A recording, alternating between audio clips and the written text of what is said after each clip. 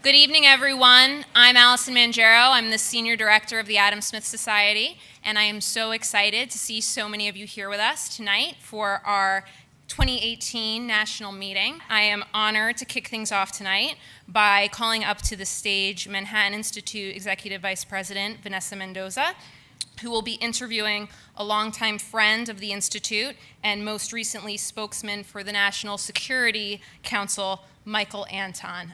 So with that, I'll turn it over to you, Vanessa.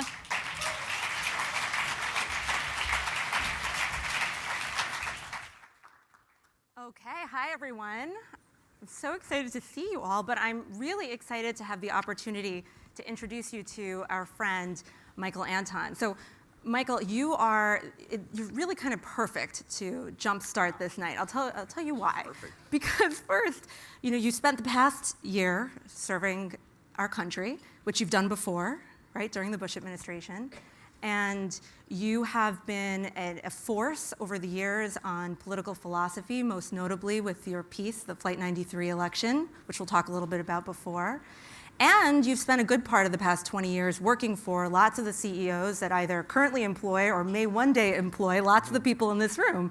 So you kind of hit all our sweet spots. Did you build your career knowing that you'd be here one day? No. I didn't build it with any kind of plan at all. I was thinking about actually something I think you are the one who has said this to me or in front of me many times. The Manhattan Institute is the kind of place you either work there for 1 year or you work there like your whole life. Yes. So I'm one of the people who worked there for 1 year, way back in 1993.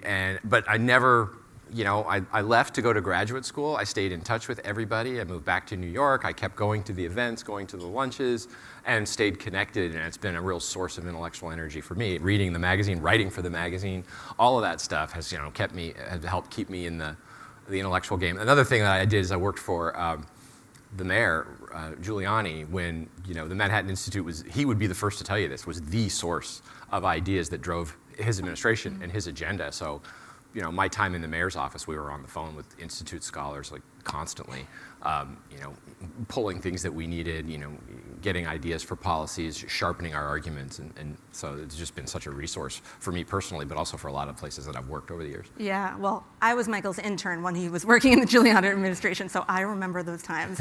Well, okay, so let me ask you, for the role that you've played over the past 15 months or so, I mean, any job on the National Security Council is obviously very serious and very important, but I think yours, as compared to your predecessors, is probably in many ways the most complex, because your job was to distill the president's view on foreign policy to Americans, to the world, and then also to coordinate that amongst all the different foreign policy and national security agencies. But you have probably one of the most vocal and sort of unafraid presidents ever.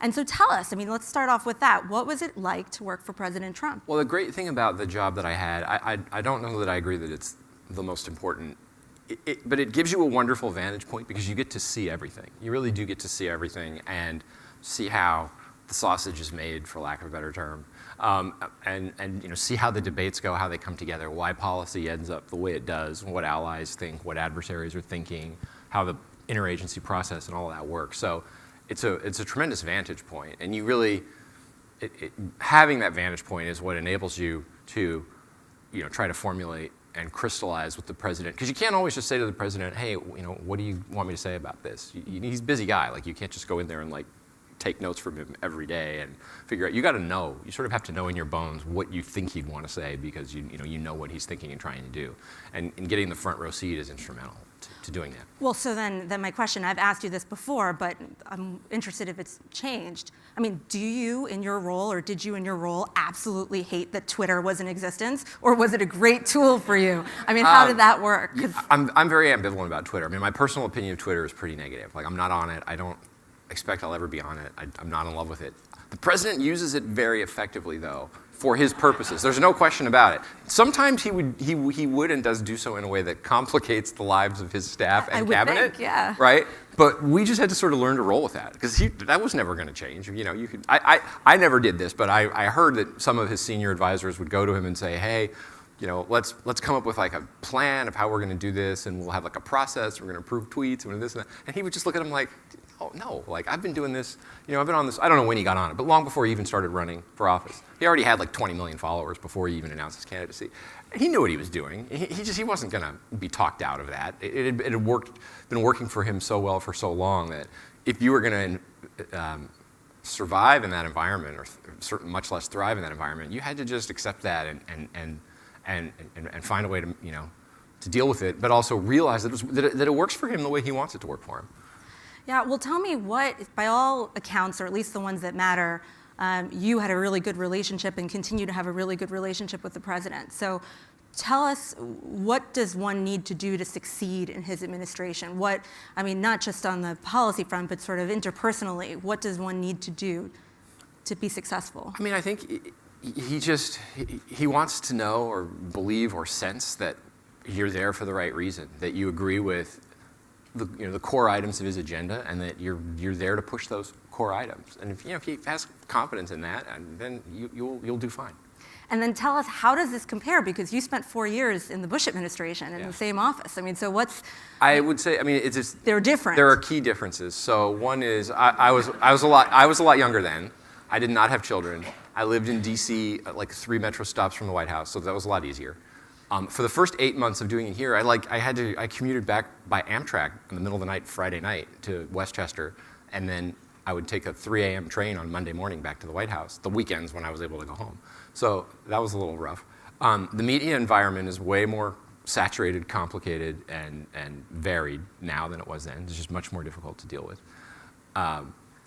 It's hard to remember now, especially right now as the former First Lady just died and people are remembering the Bushes fondly. But George W. Bush was vilified strongly, certainly after the Iraq invasion of 2003, and pretty much from there on after. He was routinely trashed in the press.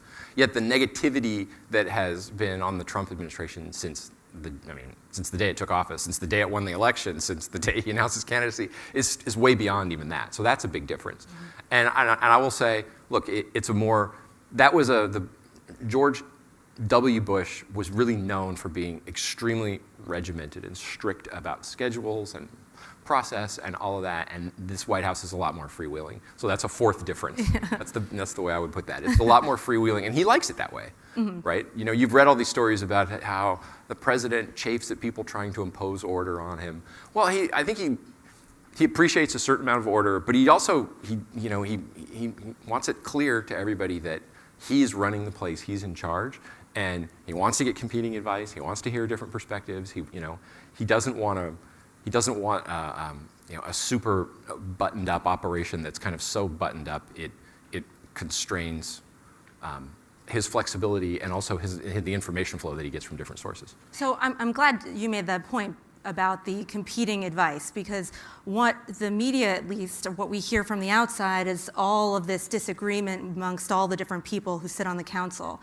And particularly this past week, when we heard the sort of issue that happened with Ambassador Haley and Larry Kudlow. And my question is, when that all happened, I thought, is that because Michael Anton wasn't there to organize this? No, is that what it I is? doubt Is it. it a lack of staff? Was that the problem, or is there actually a bigger issue between the president and the ambassador? I don't know that there's necessarily an issue between them. First of all, let me just say, I wasn't there for that. So not being an eyewitness, I cannot speak authoritatively to that. There have been times, though, in the past where a cabinet-level person has thought and maybe had reason to think that they were going to go out and say something that is what the president wanted to do, and his thinking had gone in a different direction, and they hadn't seen him in the last however many days, and they didn't know. Right. And that's not new to this administration either. I can remember very early on in the George W. Bush administration, on the hot topic of North Korea, then as now, the first year of the Bush administration, there was a then as now, the left of center party was in power in Seoul, and it had been pursuing something called the Sunshine Policy with the North. And Secretary of State, then Colin Powell, went out and basically endorsed the Sunshine Policy and said that the administration was on board with this, so further engaged with North Korea. And he, was not up to date on what the president was thinking, and he got a rare but necessary public rebuke from the president and had to walk it back. These things are going to happen in any administration. It's kind of inevitable. They don't necessarily have to happen often, but they will happen. So they're making a lot of, when I say they, generally in the media, are making a lot of the differences in opinion between General Mattis and John Bolton. So let me start there first. So what, do you think Bolton was a good choice? Yeah, I do. I think that the president has been talking to him a long time, going all the way back to the primaries, just to have him in and listen to him and hear his counsel. He continued to talk to him, bring him in for hour-long sessions every 4 to 6 weeks throughout his course of the administration. I think he developed a real respect for him. I think it's something that has been on his mind, or at least in the back of his mind for a while. Like, if I were to make a change, this might be the guy. And I think they see a lot of the issues that they're now confronting together in a very similar way. So, yeah, I think it worked. So you've followed Bolton's work over the years, and you know Mattis really well. I mean, do you think that they are going to be points of argument between them that the president deliberately wants, or is this a new era now that Bolton is there? Well, I mean, when you say new era, I wouldn't oversell the notion that it was so fractious before. It's not like, look, I saw a truly sort of deadlocked National Security Council in the Bush 43 administration. This is kind of well known. I don't think I'm divulging secrets anymore. All the memoirs have been written where, at least in the first term, there were 2 solid camps that were almost agreed on nothing. You could go back and read the memoirs of the people in the Reagan administration about how Weinberger and Schultz basically didn't agree on anything at all until the Iran, sell TOW missiles to Iran to get hostages out, was brought to them. It was the first time they both said, "This is a stupid idea." If only someone had listened to them.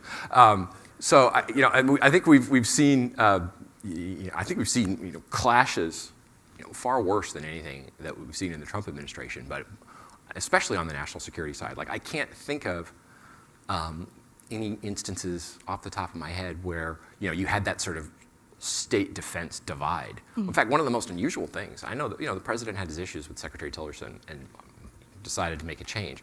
But one of the most unusual things in the first year of this administration was how well state and defense got along together. That's like the first time it's ever happened almost in history. That's like the mayor and the governor of New York getting along well. It's unprecedented. Well, okay, so let's talk a little bit about, now that you've had this experience and you've been so close, let's talk a little bit about some of the foreign policy issues that the country's going to have to face over the next couple of months.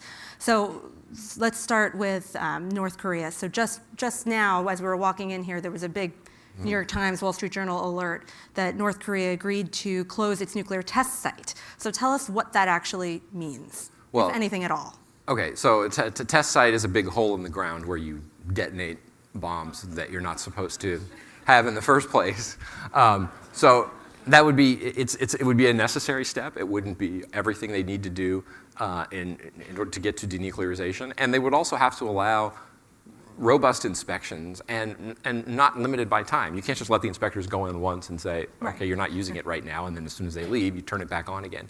And they haven't agreed to any of that yet. And we haven't even had the first meeting of the leaders. So there's still a long way to go in this process. They're making the right signals. I think that's an illustration that the pressure that the administration and other countries have put on them is working. I mean, if they felt like they didn't have anything to worry about, they wouldn't be even talking the right way right now. Oh, it seems that we've come a long way. We had an event talking about North Korea and the future between the two countries, I think maybe about 6 months ago, and things felt really different. So what do you think's made the difference? Do you think it's something about the sort of strength that President Trump has shown on foreign policy in general? What would you attribute it to? It's coordinated international pressure, which is led by the administration. But it's more than one country. I mean, the United States, there's only so much the United States can do because we just don't trade with them. We don't have any leverage over. We have almost no leverage over them. The Chinese have the most leverage over them. And what President Trump has been able to do is get the Chinese to put more pressure on them than they've ever put in the past. And that's where North Korea is feeling the pain from. And what about the Iran nuclear deal? So the Iran nuclear deal is very simple. He thinks it was a bad deal. It was a bad deal. One of the reasons it was a bad deal is that it front-loaded all the benefits to Iran and back-loaded the benefits to everybody else. So not everything, but the majority, the vast majority of what Iran gets from the deal, they've already gotten and they're never going to give back. So ripping it up and walking away will hurt them a little, but it's problematic for us because it will be very difficult. Let me back up. The tragedy of the Iran deal is that we had a really strong multilateral sanctions regime on Iran that took years to build. Starting in 2002, when the Iranians were revealed to be illicitly enriching uranium at Natanz, the United States started to really put pressure on Britain, France, and Germany, especially Germany, to say, you guys have got to sanction the Iranians. We can't make them feel pain for essentially the same reason, because since 1979, the United States has no diplomatic relations, very limited commercial context with Iran, whereas the Europeans, especially the Germans, have a lot. So a lot of commercial context with Iran. The Bush administration pushed and pushed and pushed and got the Europeans to step up and kept increasing the sanctions. They didn't want to do it, right? They did it because of American pressure. The Obama administration, I think, very unwisely unwound all of that with the deal. The Europeans, or at least a lot of them, were delighted because now, hey, we can do business with Iran, and we're not going to face criticism from the Americans if we do business with Iran. Right. Putting that back together is going to be extremely difficult. So what the president is trying to do is get a follow-on agreement that addresses the things that are not in the original agreement. And it would not be a follow-on agreement with Iran, because then they wouldn't make it, and nobody wants to go back and negotiate at the table with the Iranians anyway over this. It would be a four-way agreement between the United States, Britain, France, and Germany.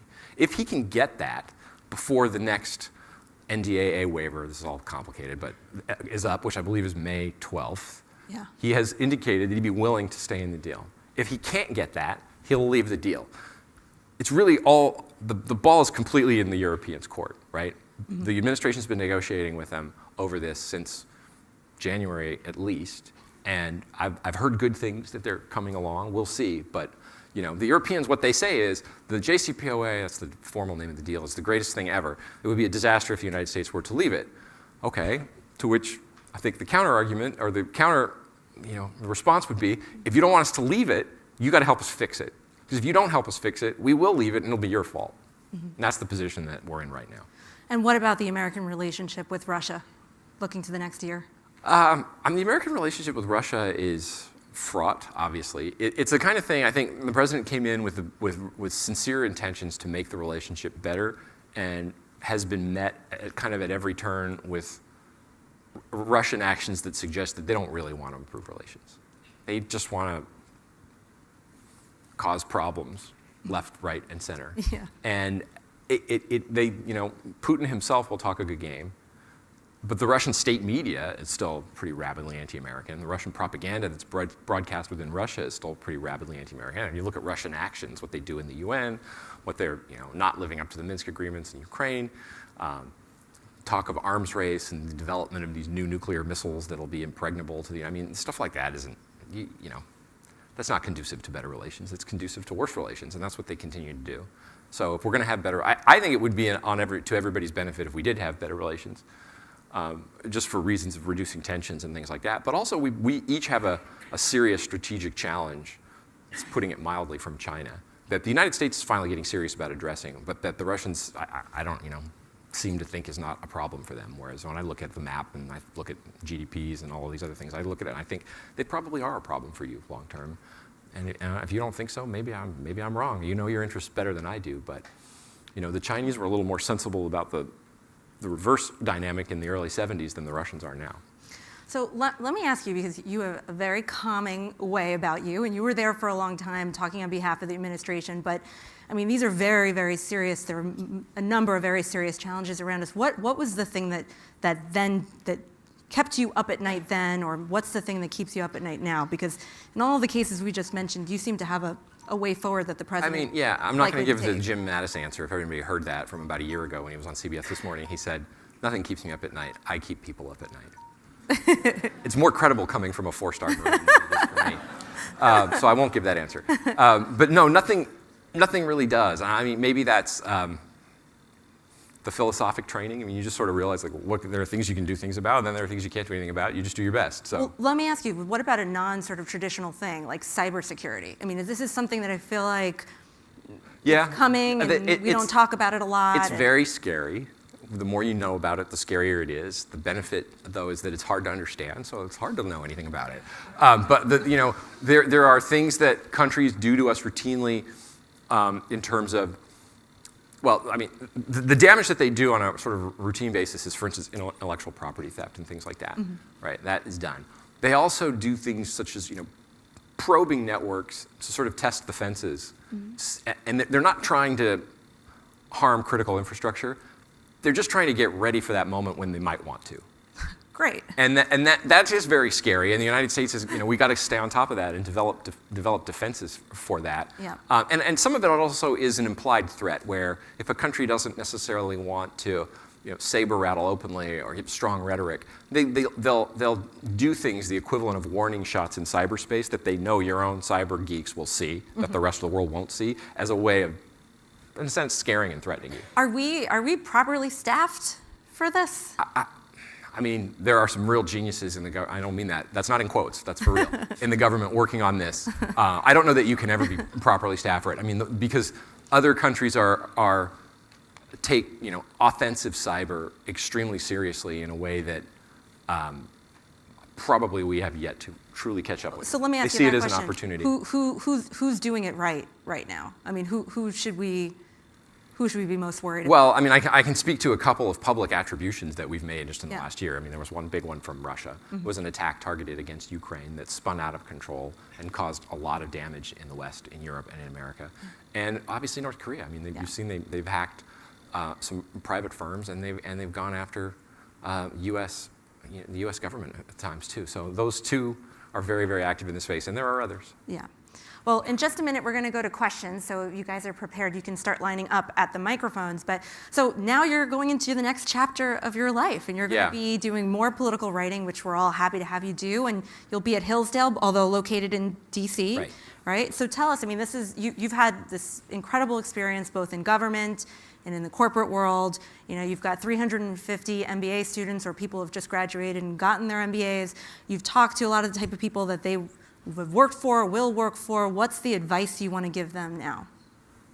I guess, my advice to business students, this is going to make me unpopular, so save the boos and hisses till I'm done, at least with this answer. But one of the things that dragged me in the Trumpian direction over 2015-16 was I saw a Republican Party that it kind of lost its way in that let me put it this way. The Republican Party had completely forgotten what wealth creation and innovation was all about, and that's why the Reagan philosophic earthquake had to happen.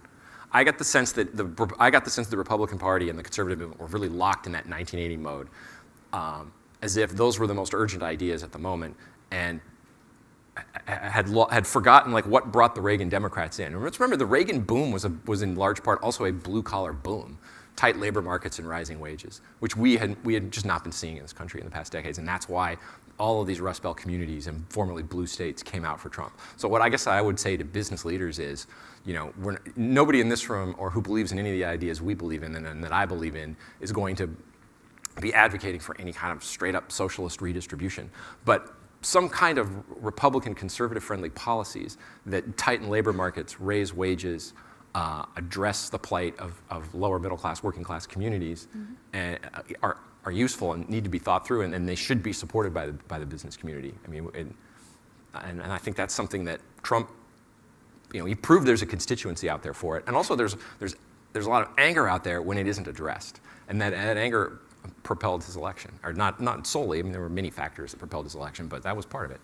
Okay, we're going to go to questions. We're going to start right here. Can you say your name and your school and a question? Can you go a little closer to the mic? My name is Nick Lilovich, formerly of Booth and now working in Chicago. I'd like to talk about Russia a bit. So I don't think any former, now current politician besides Mitt Romney has been as vindicated as his comment about Russia in the debate, where he said it was our geopolitical enemy number one. And I want to ask you, when do you move away from appeasement? You said it would be better if there were less tensions, and I agree, and you described that Russia's not participating in that process. What can we do, and what might Trump have done but decided not to do on short notice? Well, I don't look at all that he has done. I mean, he gets criticized for being soft on Russia, but really he's criticized because he's just not as rhetorically hot on Russia as his critics want him to be. But look, they meddled in the 2016 election. The Obama administration closed 2 sort of junior level diplomatic facilities and kicked out 29 people. The Russians waited months, and then their response to that, they called it a retaliation, was to put a diplomatic cap on our facilities in Russia that had forced us to remove like 700 people, so 29 versus 700. We respond, we close the San Francisco consulate, 2 consular annexes, and kick out about 250. We did another 60 expulsions over the the poisoning attack in Salisbury. We're providing anti-tank weapons to Ukrainians who are fighting a Russian invasion in eastern Ukraine. I know I'm forgetting some stuff, but like the consistent, the Magnitsky sanctions on human rights, the oligarch list and the oligarch sanctions. This administration has been consistently tough on Russia. In response to Russian provocations, I think, yeah, there is a wish in the administration and a wish from me as a private citizen that the Russians would just stop so that we didn't have to keep doing this anymore. But as long as they keep doing it, we're not appeasing them, we're answering it back. It's unfortunate that we have to keep doing that, but they're making that necessary. I'm going to leave those decisions to the people who have to make them. I think they've been pretty severe. I mean, we're getting to the point where our diplomatic presence on both sides is vastly reduced from what it was, and what ambassadors say that they need just to have an embassy function. Okay, right here. Adam Trone, BYU Marriott. One of my real hopes about the Trump administration, and Trump in particular, was that he has a reputation as a deal maker, someone who can negotiate. But in the last year, on a couple of occasions, it seems like he's given away really big bargaining chips, perhaps Chinese currency manipulation, moving the U.S. Embassy to Jerusalem without anything in return. Could you please address what it's like to work with Trump as a deal maker and perhaps disabuse me of Okay, these well, concerns I have? first of all, you got the U.S.-Korea Free Trade Agreement renegotiated, which was a big success. I think he will end up getting NAFTA renegotiated in a way that's beneficial to U.S. interests. I don't agree that the Jerusalem embassy move was a bad move from a negotiating standpoint. What it did is it sort of put a stake through the heart of this fiction that the status of Jerusalem. Now remember, the final status, the actual borders, all of that is still up for negotiation, but it put a stake through the heart of this fiction that I think was still held by some bitter enders on the Palestinian side and in the Arab world that, maybe we can reconquer and reunite Jerusalem under 100% Arab rule, which is never going to happen. And the United States' sort of official position for the last 50 years was, maybe, even though everybody knew that was never going to happen. Just getting rid of that, I think will help in the long term. And with respect to Chinese currency manipulation, that is something that the president complained about during the campaign, but dialed his rhetoric down as the Chinese dialed the currency manipulation down throughout the course of 2017. But the trade actions that he's taken, the 232s, the 301, 201s, have the Chinese really rattled and on the defensive right now, and making concessions to us in other realms that they have not made in the last 30 years. So I'd give them pretty good marks on some of that. Okay, right here. Hi, thank you for being here. I'm Addie Rajprem, representing UCLA Anderson. Given your remarks on cybersecurity, I'm curious to hear what you think of the recent Cambridge Analytica scandal. Would you think that's that's an issue of national security, and if so, what would you do about it? Yeah, I'm be honest with you, I don't know enough about it really to speak to it. It was one of those things that popped up in the news while I was, drowning, busy doing other things. I paid a little bit of attention to it, but I just don't feel knowledgeable enough to say. Sorry. Okay, we're going to go next. Hi, Patrick McFawn from Georgetown University. My question is, what do you foresee in the near future, with China and Russia's influence with regards via Venezuela and their collapsing situation, quite the contrary to the foundations of the Adam Smith Society, and what doors that opens up for Russian and Chinese influence within the Western Hemisphere? I don't think, short of some kind of massive Marshall Plan, which the Russians can't afford and the Chinese aren't interested in, I don't think either one of those countries can or will, or even wants to save Venezuela. So that situation is awful and getting worse. And that's another thing. I don't know that you could say the administration has been successful. The Maduro regime is still in power. Inflation is out of control. There's no food. Everybody's broke. It's a tragic situation. It has been diplomatically successful in marshaling the countries of the Western Hemisphere to provide what help can be helped and to isolate the Maduro regime diplomatically and to be ready for a collapse that could happen at any time. So that's one of those things that, I don't know if it keeps you up at night, but it's sort of a looming event that policymakers and everybody has just got to be constantly at the ready for, because anything that can't go on forever won't, and that's obviously a dire situation. Okay, right here. Hi, I'm Patrick Elias from the Wharton School. During the election, I was a pretty big fan of the American Greatness blog, and I remember specifically there were some pretty novel foreign policy ideas. I recall the general theme of the blog being pretty critical of the idea of intervening in Syria, critical of Qatar, critical of the Muslim Brotherhood, and so I had high hopes, to see someone from that getting into the administration. But since then, foreign policy-wise, I think Trump's foreign policy has been more of a traditional Republican foreign policy as opposed to the novel approach I think American Greatness advocated. We've had 2 Syria interventions. The U.S. did not apply any pressure on Qatar, even though Not Saudi true. and the. But anyway, finish. I mean, Rex Tillerson, effectively. He got fired. Yeah, but he effectively openly called on Saudi and the UAE and Egypt to stand down. And then also in terms of the Muslim Brotherhood, I think there was hope that there would be a designation of the Muslim Brotherhood as a terrorist organization, and there hasn't been much action on that front. So, I mean, my question is whether you see, the philosophy on foreign policy represented by American Greatness actually driving the Trump foreign policy on the ground, or if there's been a change. No, I mean, look, his policy is driven by him. They're driven by his ideas. And I'll make a distinction here between the American Greatness website, which goes on, and the blog, the Journal of American Greatness, which I wrote, or was one of the writers of. So no, he has not, I admit, he has not followed 100% the foreign policy that Mike Anton wrote in the Journal of American Greatness. But I mean, then again, I didn't run and win, he did. He actually was a lot tougher on Qatar, I think, than you're giving him credit for, partly because some of that was out of view. And it was a reason why he found himself out of step with the Secretary of State, and it was one reason why I think ultimately he wanted to make a change. You are right about the Muslim Brotherhood designation. That was one of those things that's hotly debated in the interagency. It still may happen, we'll see down the road, but it turns out that there are complications regarding it and as to whether you can name the entire, or whether it's wise, let me put it this way, to name the entire group or try to break it down chapter by chapter and country by country. If something happens, you're much more likely to see the latter than you are to see the former. And look, with regard to Syria, I mean, and come to the 2 strikes, these were not, these are not major interventions. They're not taking sides in the war. They're not committing American power on the ground, either to resolving the war, to ousting Assad, to backing Assad, or to anything. They were both very specific, targeted strikes directly linked to the specific attacks they were responding to. So in one case, it was an air base where a jet with the sarin bomb had taken off from. In the second case, it was storage and development facilities of the weapons themselves in coordination with allies. I don't think that that indicates any kind of change from the president's overall stance on what he sees as the proper U.S. role in the Middle East. Okay, thanks. Right here. Hi, Chris Morales from the Wharton School. There was a recent report of an NSC proposal to develop a nationalized 5G network that was subsequently backtracked by the administration. I was wondering if you can comment on the logic behind that proposal, as well as the current thinking of the NSC. So it was a leaked kind of preliminary draft. And it wasn't like a proposal that the administration was pushing and then backtracked. It was somebody, this is the funny thing about leaks in my business. Like, you think it would be easy to know like why these happen, but you never do. Like, you could just as easily make the case that somebody leaked that in order to kill it, or that they leaked it in order to promote it. Whatever. Anyway, the thinking behind it is, you could say that about almost any leak too. Like, was that in order to make this guy Secretary of State or to get him fired as Secretary of State? Who knows?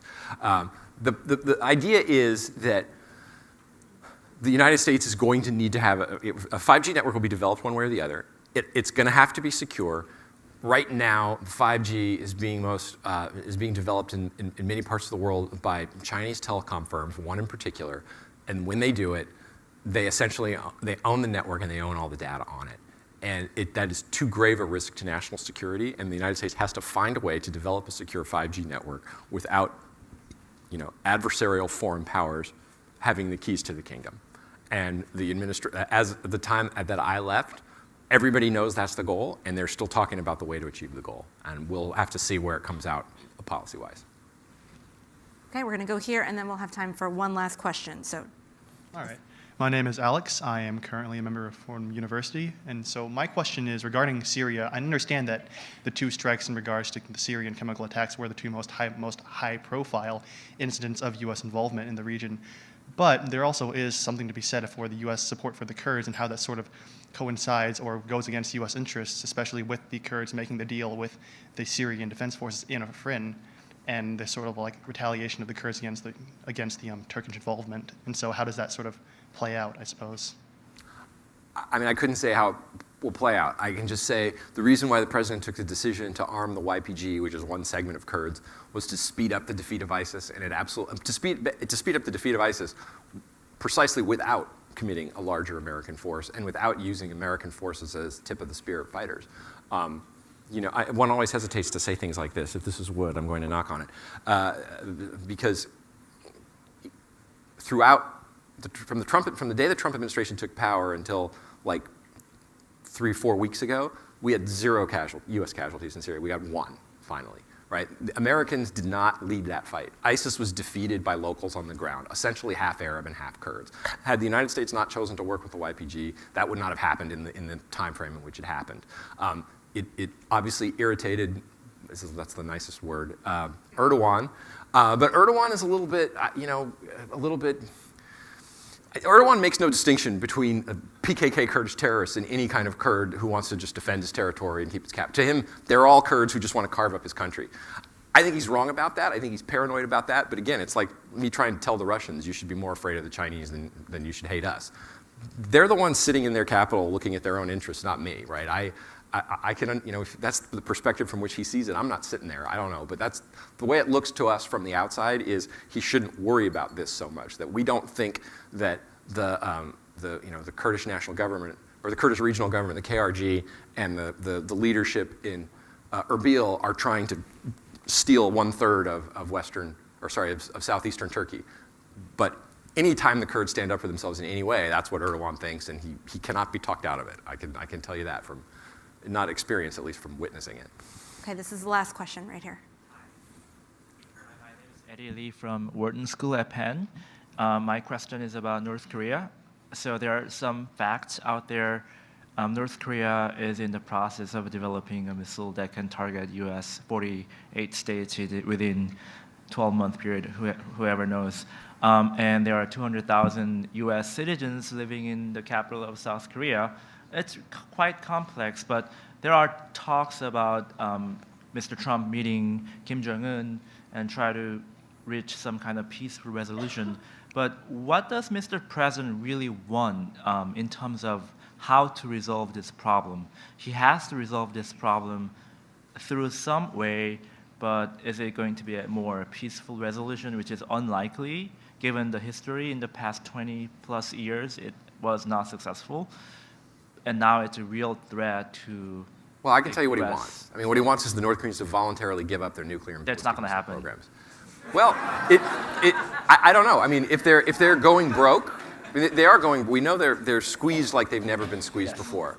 They're coming to the table. If it becomes more and more a choice. The old guns and butter, where they might not have enough resources to do either. They can't even feed the people, and they can't keep on with the nuclear and missile program. If regime, all of our intelligence, all of our analysis suggests that regime survival is the #1 paramount goal of Pyongyang and the Kim family and the senior leaders. If regime survival is on the line, see, their calculus is the missile and the nuclear program guarantee regime survival.